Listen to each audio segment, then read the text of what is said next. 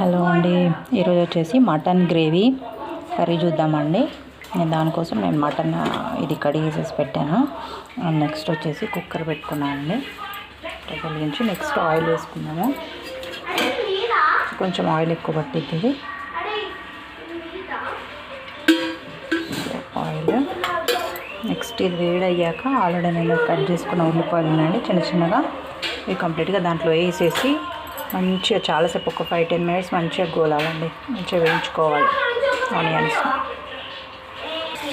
Next కొంచెం సాజీరా వేసుకోవాలండి.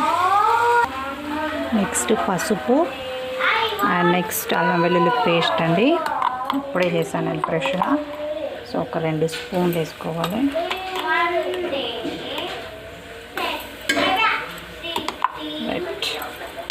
Next కొంచెం గరం మసాలా.